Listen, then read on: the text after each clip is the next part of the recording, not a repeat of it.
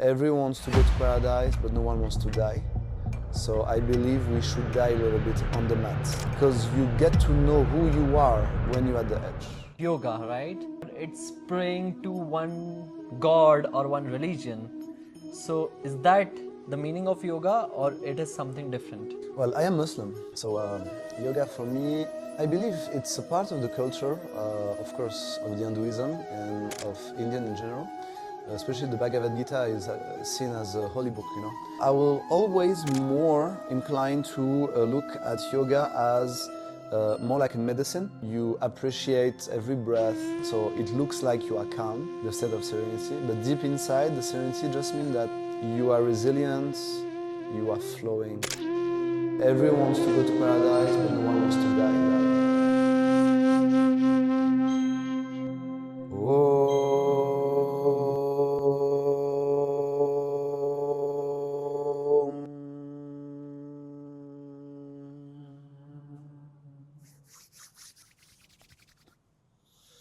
Namaskaram. Namaskaram, Namaste Hero. Namaste, brother.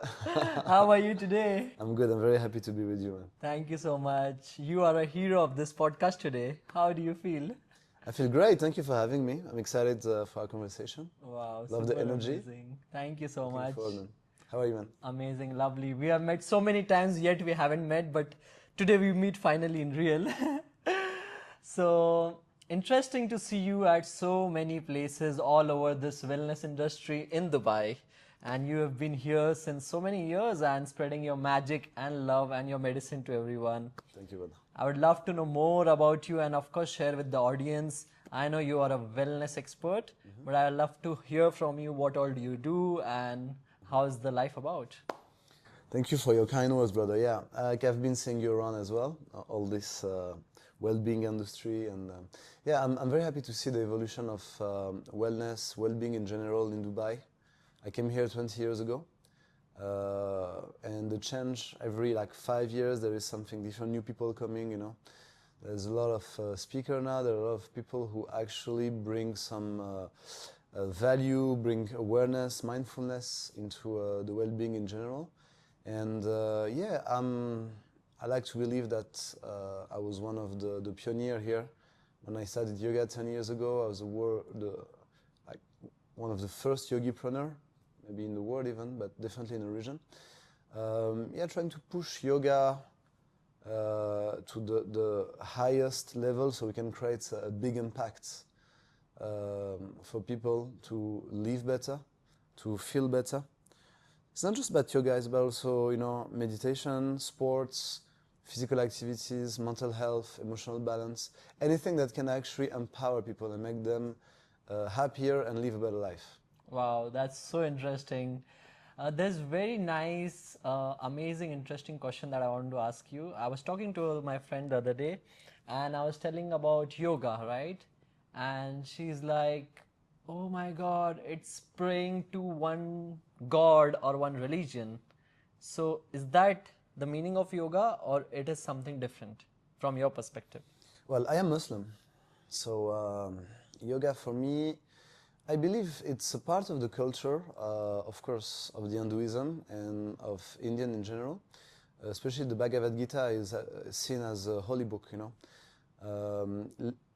I will always more inclined to look at yoga as more like a medicine, you know, digging deeper into the anatomical side of it, you know, how you can make people feel better, starting with the body, you know, flexibility, then with the blood flow, with the endocrine system, the balance of the hormones.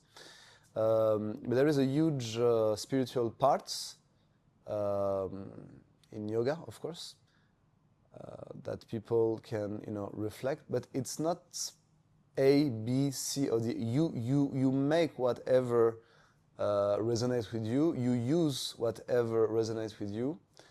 And even the spirituality of yoga doesn't need to be a religious spirituality, you know. Meditation is a spiritual practice who has no necessarily any religion, you know. I believe your religion is personal.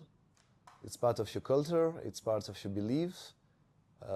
And I don't see any problem practicing yoga If you are Hindu, Muslim, Jewish, Christian, Protestant, Orthodox, or have no religion at all or no belief. Wow, I love this. First of all, this open-mindedness, I really love it. And this is the perfect hook for a reel as well. So, very interesting. Yeah, this is what I want to portray to the world, you know. Like for me, especially, I do yoga and then I do Pilates or any other practice that makes me help my body move. That's the aim. And when I'm in certain position, I can balance myself and like really attune my mind, body and soul together.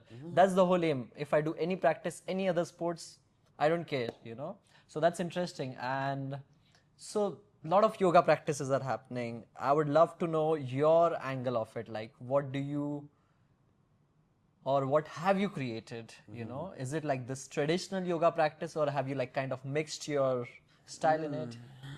I would say I created something that looks like me, you know. There is, I believe, as different form of yoga as there's different instructors. So everyone will have this own understanding, his own way, his own style, his own input. So my background is combat. I was training with the Russian Special Forces Sistema, the Spetsnaz, for like 10, 15 years, even more. Wow.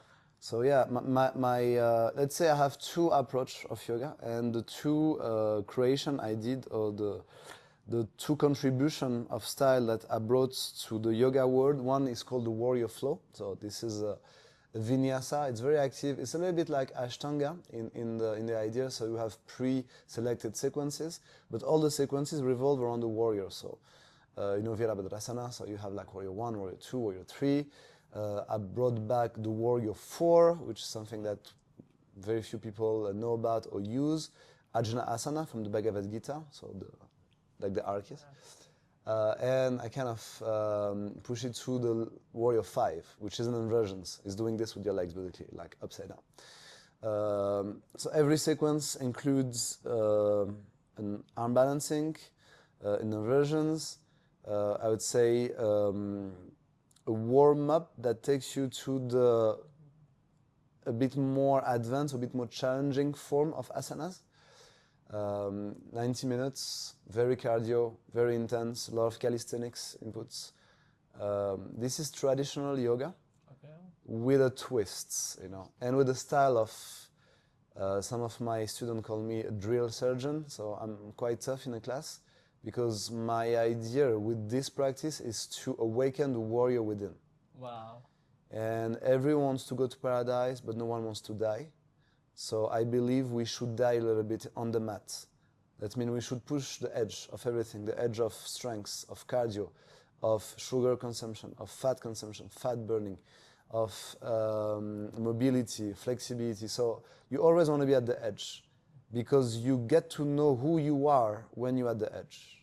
Not before, not after. It's right you're about to, you know, collapse that you find the resources for you not to, and for you to push it through. So that's the warrior flow. The other style, I call it Fedopic methods, or active stretch and mobility. So it's something more yin inspired, but with a very, very strong educational base, where you want to understand your anatomy so you can stretch deeper. So I'm basically mixing anatomical, biomechanical, and kinetic chain knowledge, so to understand how your body works, how to keep the integrity of your body through all asanas, but at the same time, how to use your breath so you can push through and go deeper, not just stretching your muscles, but all the other connective tissues, which are the fascia, the ligament, the tendons, the cartilage, even the bone sometimes, and some regards the joint extensions. So yeah, I would say it's a yin and yang. One is very active, it's fire. One is really Grounding. Yeah, grounding will be more earth, you know. Wow, that's super interesting, because a lot of people, they just do one extreme of it, but you are here to cater both sides of it. So you cover like all kinds of different people who like different kind of practices. Like some really have the fire and they just want to be doing that. So you serve that. That's very interesting. And I really recommend everyone to do both, because, you know, in medio stat virtus, it's Latin to say the virtue is in the middle. So everything's about balancing. See, if you do too much active, you will hurt your body. If you do too much passive, it won't be enough. like just to put it in very nutshell type of vision. But basically, you need both. You need cardio, you need strength, you need power, you need resilience, and you need also to learn how to surrender, how to be passive, how to wait, how to be still. I would say it really contributes to awakening the potential of any individual. So I really recommend everyone to have both types of activities, very active and very calm as well. Nice. I really love this. In my personal journey, I have been very active. Like, I love to be active. I love to be all I can over. feel your energy. Yes. Very lovely. And so I was like, okay, this time I want to try something unique. So I was in Bali and I did 10 days Vipassana. So just hard. like sitting all day from morning, talking to yourself only, just and meditating, just breath, focusing on breath. Yeah, talking and hearing yourself. This is the main thing. It's not even talking. It's like listening to your body. How to say? Yeah. So I did true. it. So. You did it as well, right? Yeah, it was very interesting because what happens is your mind is constantly telling you something, and you are like, no, come back. You know, I just want to focus on my breath.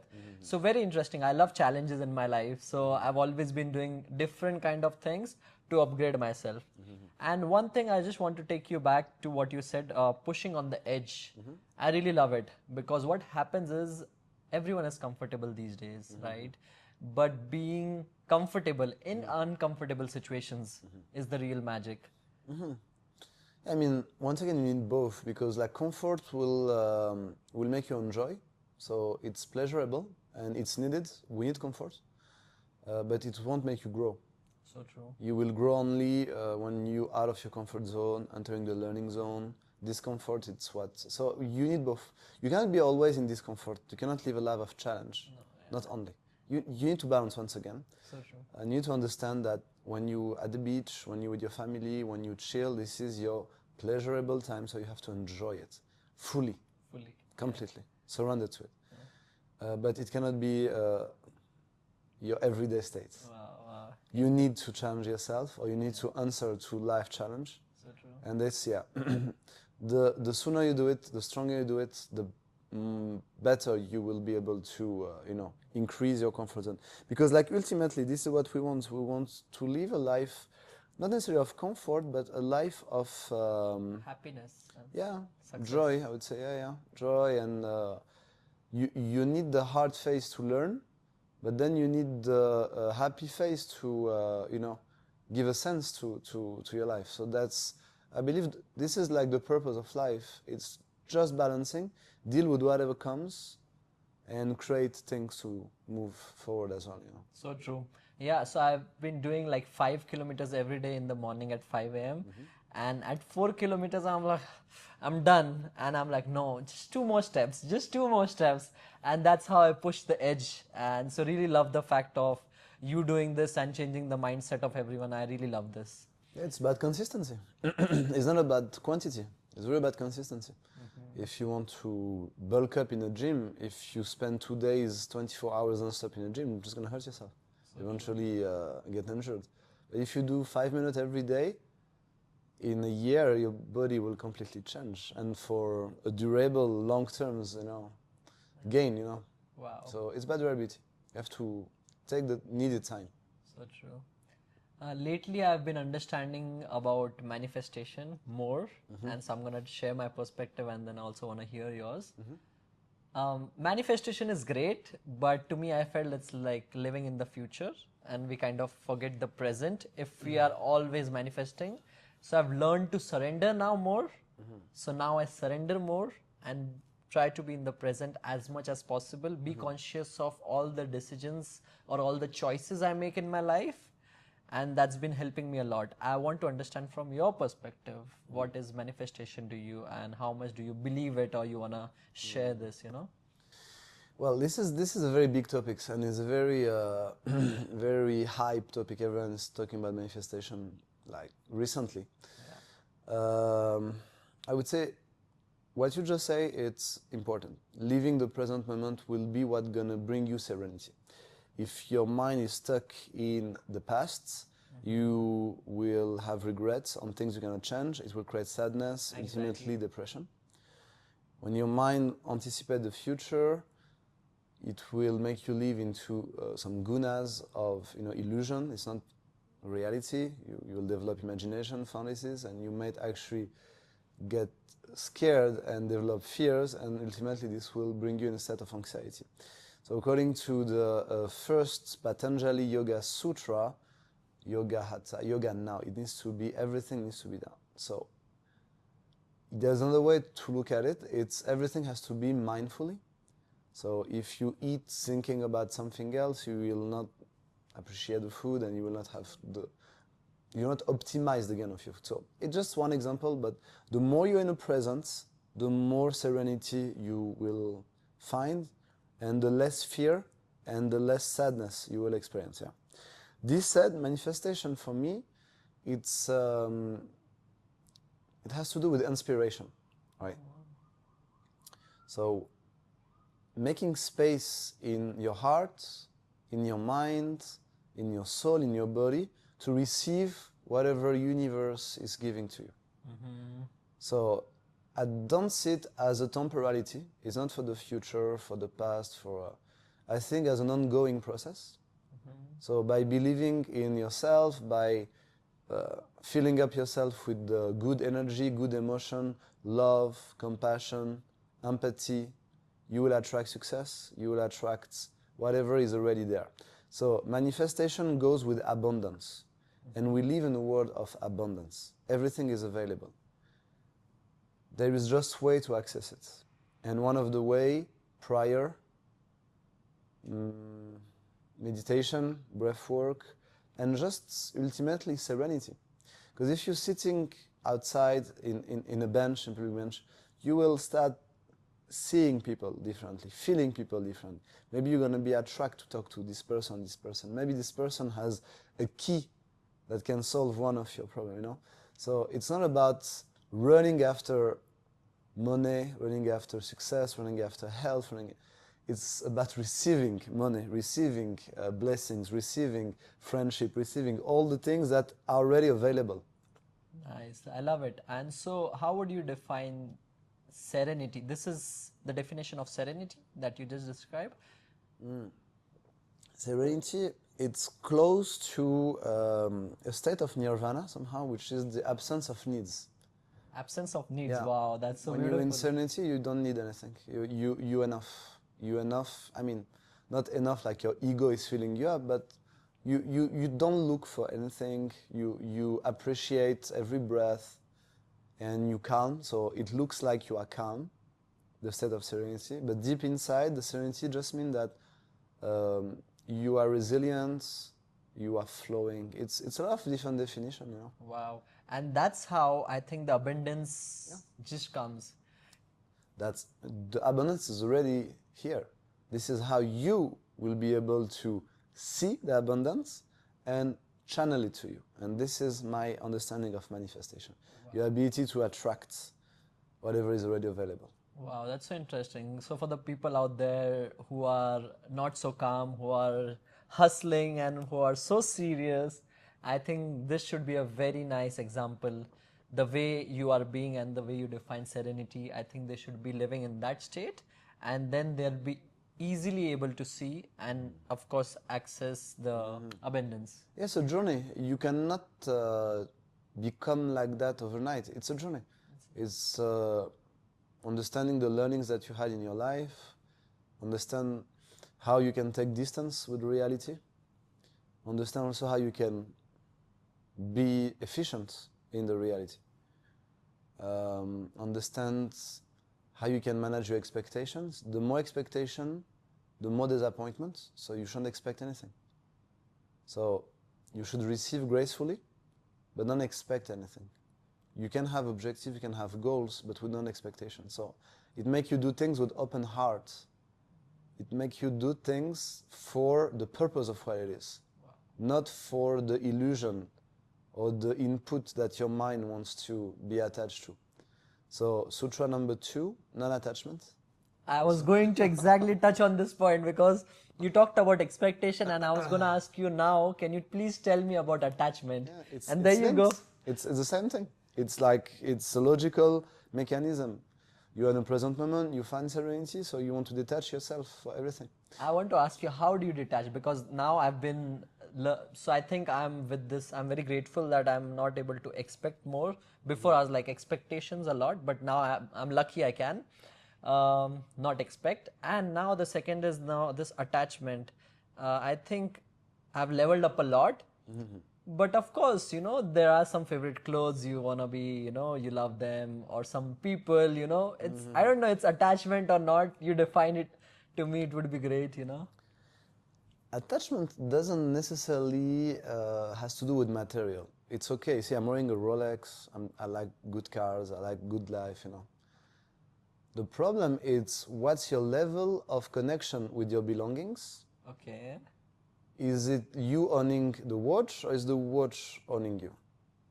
That's what you have to wonder every time you think that you're too attached to something. What will be the impact if you lose it? Are you ready for that? Okay. Same thing with people in your life, same thing with everything, same thing with your emotions. You shouldn't be attached to emotions. You shouldn't be attached to happiness, to pleasure.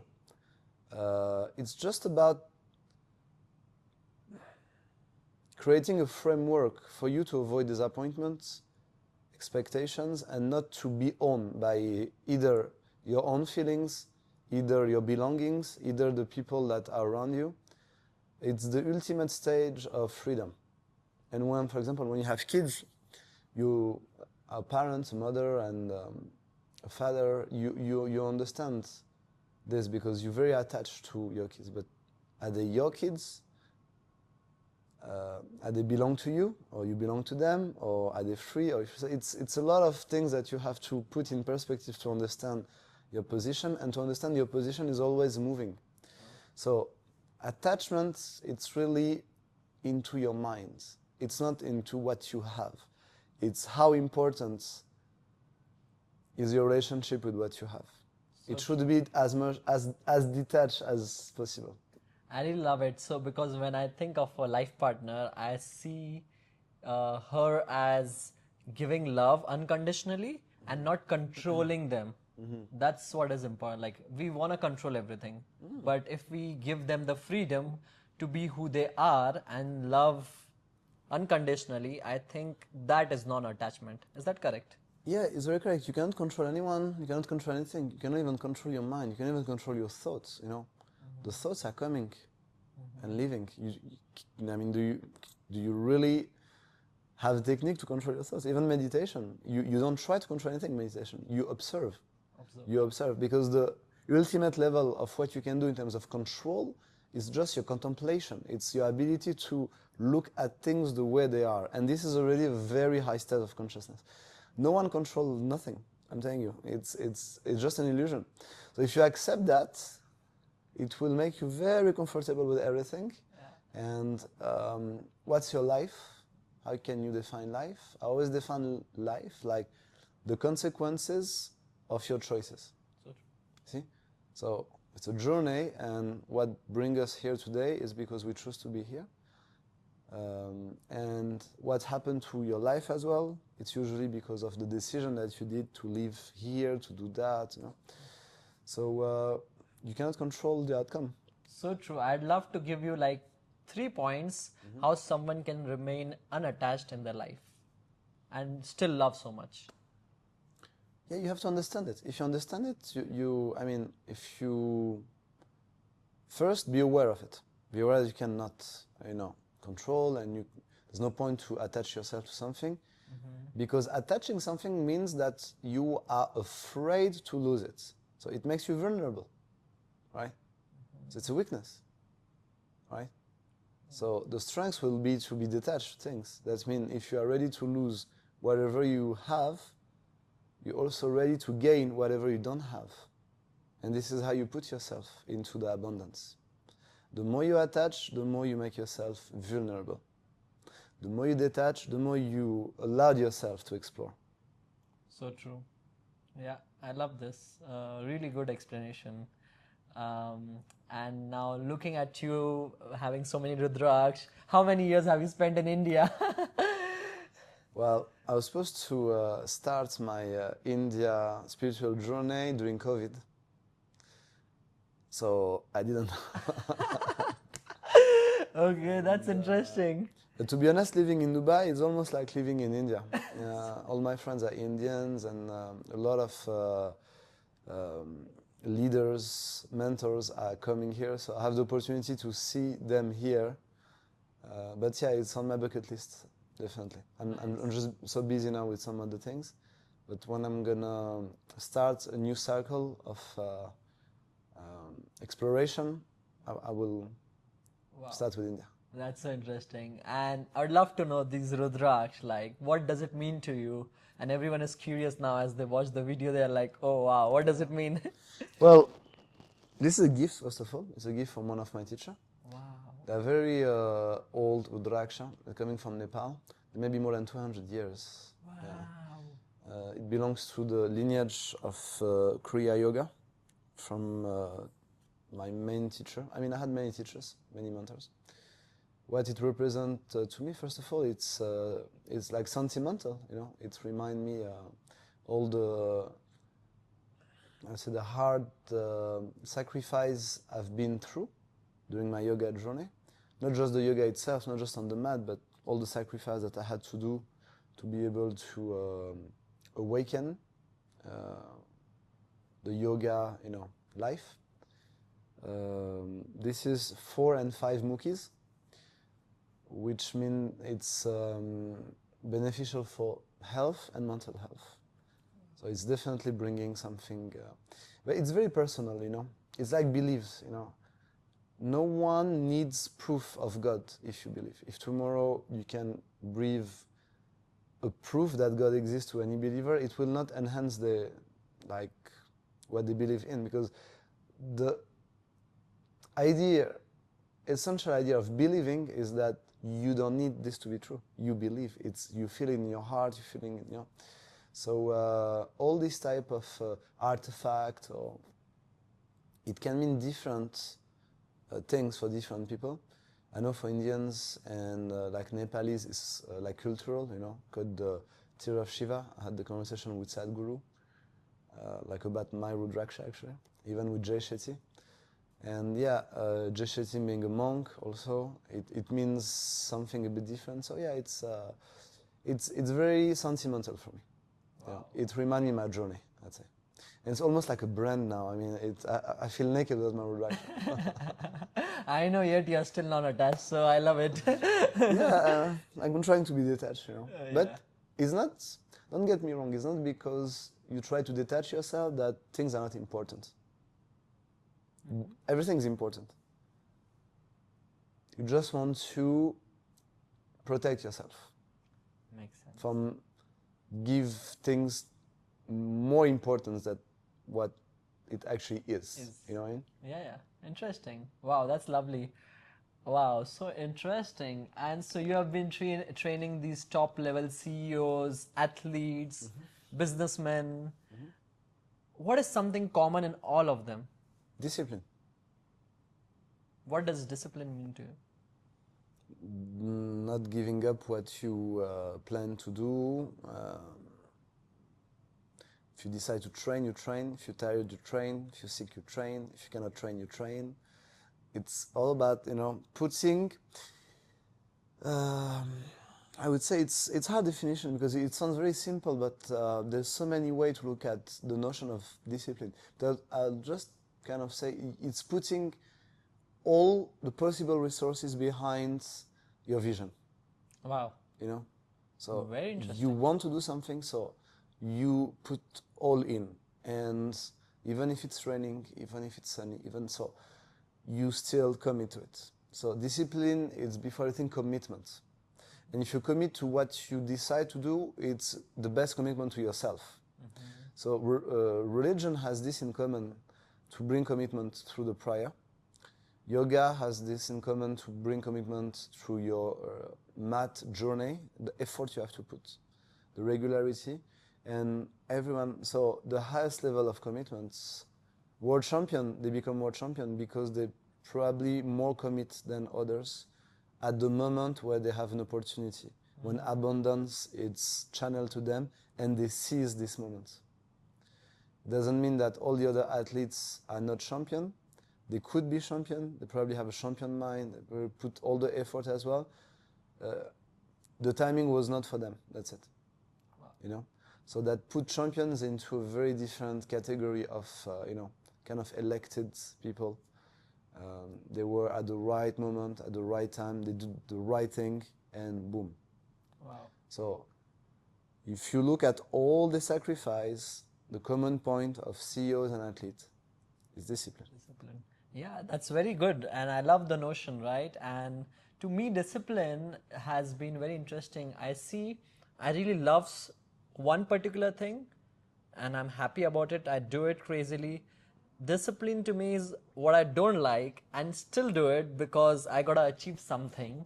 So I still have to do that over a consistent period of time, and the whole process becomes discipline to achieve that goal.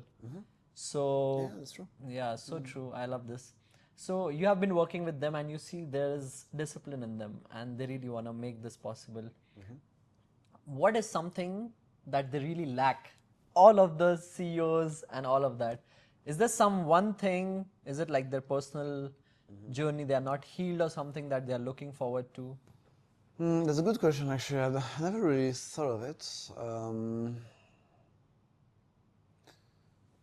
I don't see much things that they like. I mean, not more than anyone else. Then, you know, I mean, at the end of the day, they are normal humans, so they probably lack as many things that any other.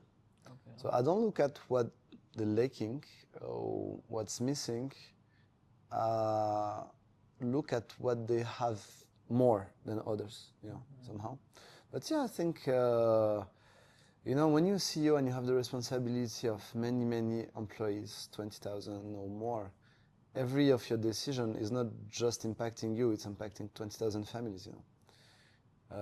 When you're an athlete and you're a fighter, for example, and you're in your cage and you have like 3 times 3 minutes to make it, to honor all the team that was supporting you, your family, all the sacrifice that everyone went through.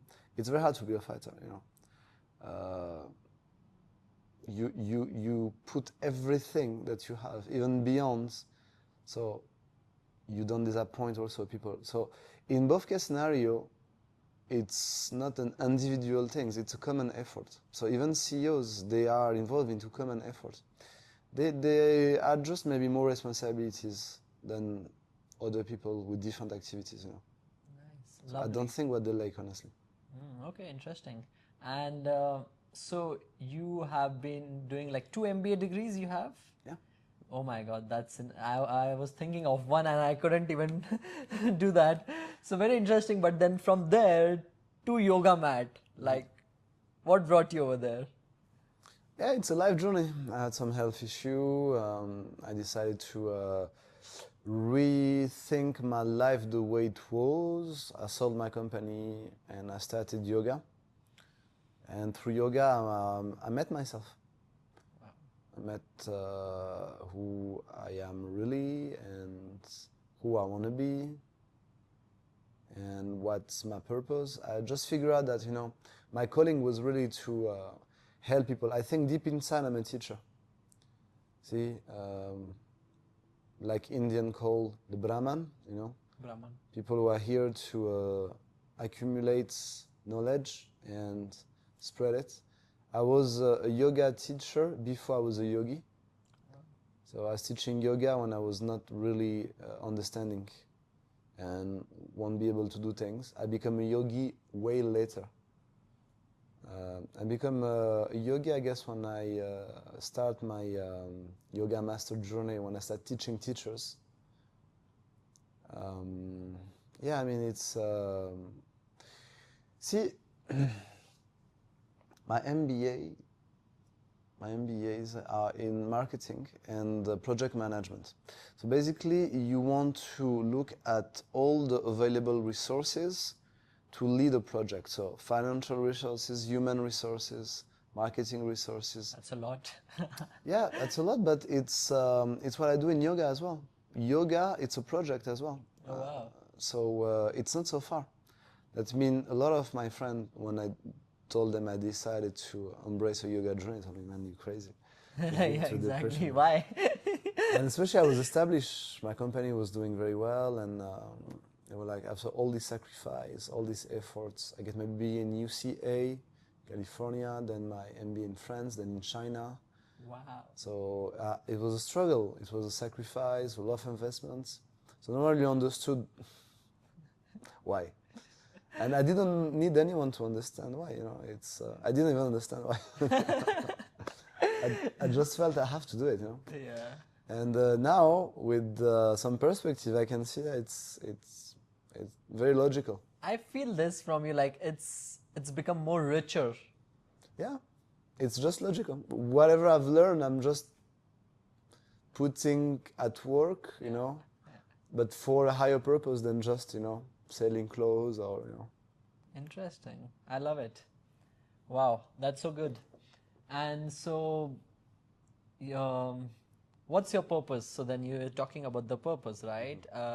Do you have a purpose and do you know it so well? Because I'm confused and I don't know. I'm still figuring it out, but I'd love to know your purpose. Well, I'm not even sure we can really find our own purpose, but we can determine some. Okay. And what I felt is like one of my purpose is to help, support, and humbly enlighten people. So I say humbly because online it's so big, you know, but it's a form of enlightenment. Just by giving perspective. See, my gift, I would say, I have very good analyzing brain that I can put in some different, I'd say, contexts, and I will be able to extract the essence of situation, of, you know, disciplines and type of knowledge. And I like to use this and to, I'll not say teach people, but to bring this perspective into people's life, and then let them do what they judge necessary with this knowledge or with this. So that's the principle of mentorship, you know, elevate people. Yeah. So I have mentor, I've been elevated so many times by my parents, by my friends, by my teachers, by, you know.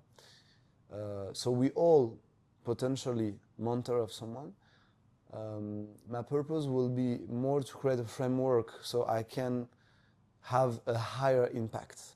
So this is one of my purpose. It's to impact people and help them live better and be happier, you know. We have all this ness, you know, ness, fitness, wellness, healthness, Playfulness. Happiness, business, Madness. everything, madness as well. There's a lot of you know, different things that like compose life, and that can be leveraged to help people in different perspectives. So that's my calling. I don't know if it's my purpose, but it was my calling and it's my calling. I'm still working on my purpose, I guess, like everyone. I love it. Okay, so I'm happy I'm not alone. You like in a group of 8 billion people, my brother. Thank you. Yeah. Interesting, very interesting. And so you shed light upon Bhagavad Gita a lot, and I really love it. So have you read the whole book? And if yes, what's your favorite part in it that you would like to share today that resonates with you? Yeah, I did read it.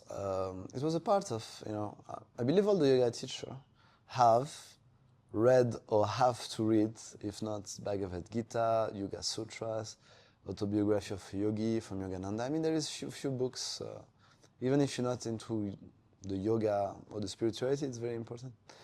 Well, I love all the epic battles, you know, so I read it as a movie, like I was watching a movie. Wow. You know what I mean? With different character, with different action, and this is what I keep in my mind. It's that it's a very, I would say, representative of what life is. Life is a battle, and we all potentially are prince. So what's prince? It's an inheritance of a king, you know. So what's a king? It's a a ruler of a kingdom. So your kingdom can be your family, right? So we're all prince and princess, basically, in the terms of responsibility. So we all carry responsibilities. So we all somehow Arjuna, and we all need guidance, and we all need to be humble sometimes, and we all need to be elevated.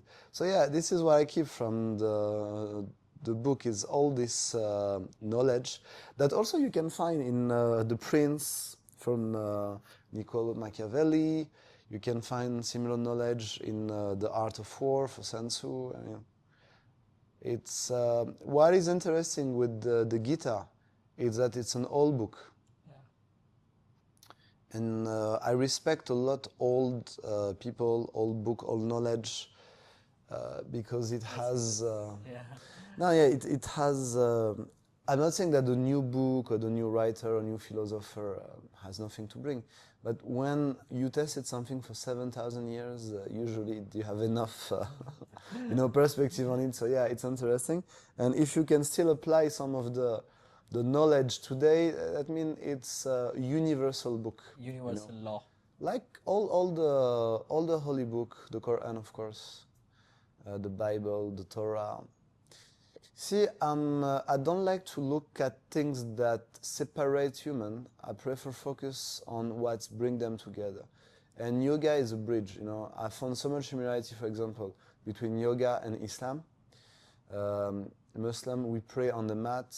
On a carpet, we do yoga on the mat. Wow. I was wondering why the Islamic prayer looks like the Surya Namaskara so much. Over 9 movements, there is 7 similar movements. The Aklat, when you put your head on the floor. Child pose, when you bring blood flow on your pineal glands.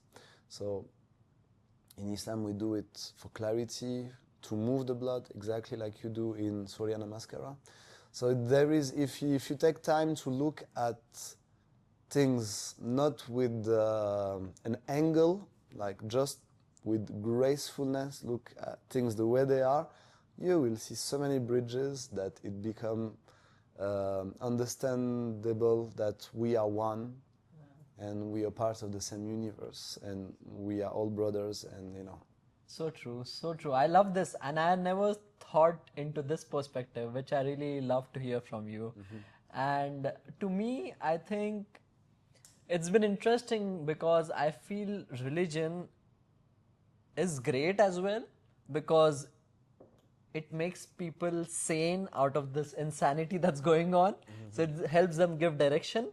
But I tell everyone that don't be obsessed with it, that, oh, my religion is the best and nothing else. No. Like, I really want them to be loving their religion and also equally respecting. They might be open to try others, or not even, but just loving all of them and feeling that it's one, which you just shared. So yeah, religion is a framework.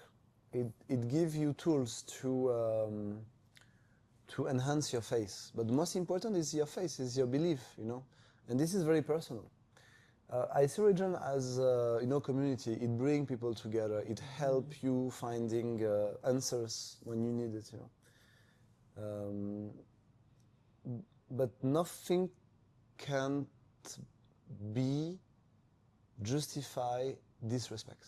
So everything should be done with respect. Respect of your own people, respect on your own self, respect of others, and I believe respect is also fundamental of all religion. So don't mistake religion, belief, and people who practice this religion. Yeah. It's 3 different entities. So religion, it's a tool. Books, holy books are revelation to guides. Faith is your relationship with you and God. People, it's everyone will add its inputs to it. So, it's very important to understand that, and it's very important to respect beliefs, or non-beliefs, because also some people maybe don't believe, or maybe don't believe now, but they will believe, like later. It's about evolution. It's about culture. It's about language as well. It's about who is your community, who you with. No, it's a lot of things. So I've been very fortunate to travel like maybe 60, 70 countries, maybe more. Wow. Yeah, so I mean, you see different people, you see different culture, you see different understanding of life, different behavior, and something that I've learned with yoga, there is no good, there is no bad. Yeah. There is.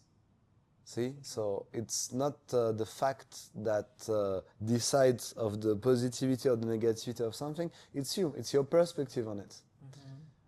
So tea for you will be good, for me will be bad, for him will be, don't care, you know, it's fine. So it really has to do with your perspective on this factor, on this situation.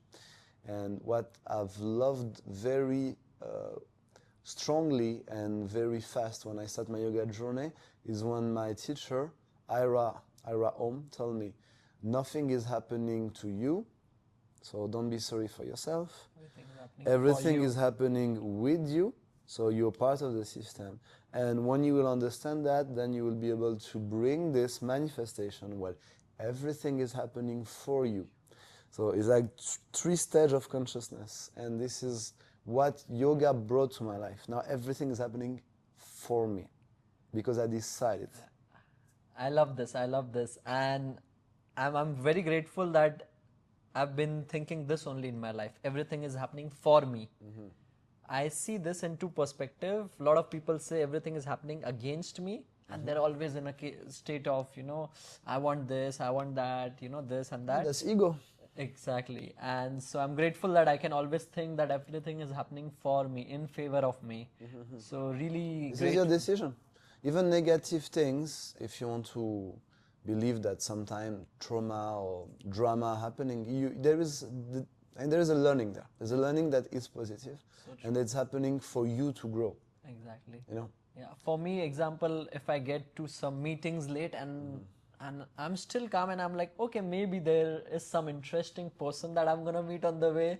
So my perspective is always positive, and I'm also appreciating like small moments in life. So if I just get something small, I'm like, wow, okay. I mean, like ego will make you feel you're more important than you really are, and make you believe that situations are more important. At the end of the day, nothing really matters. So true. There is this Indian comedian. Veerdas. Now, I don't remember his name. He does like reels and stuff like that, you know. Okay. He's very chill with sunglasses, and he gives some life, you know, perspective. And he's something about deadline. What do we call it, deadline? No one ever dead from this, you know. So it's very funny, because we, like, even in a terminology, we call it the deadline when you have to finish something forward, but you're not gonna die if you don't, you know. You might get in trouble, but you know, it's not a life and death issues, you know.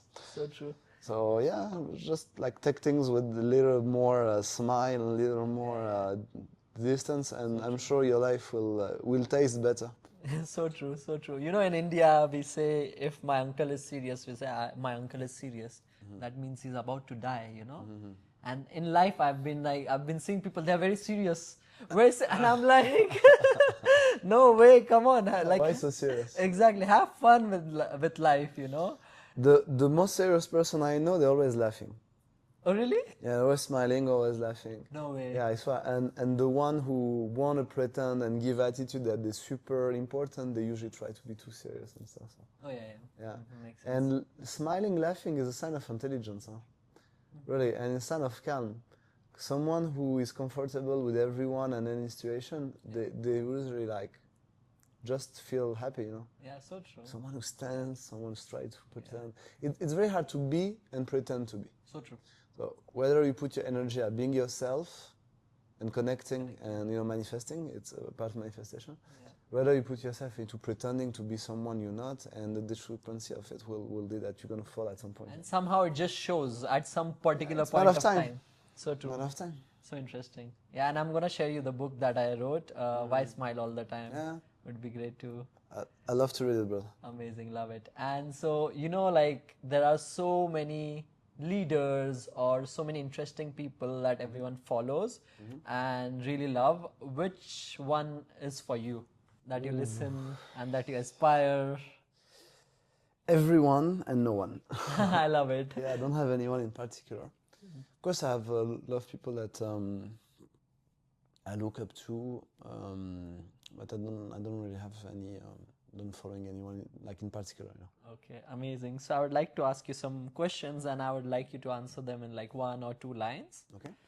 So, do you believe the body remembers what the mind forgot? Yeah. What's more powerful, breath or thought? Breath. How do you heal without running away? You stay where you are. Love it. What's the hardest truth your body ever taught you? That I'm vulnerable. I love that. What's one question you ask yourself every morning? Am I alive? Or all of this is an illusion?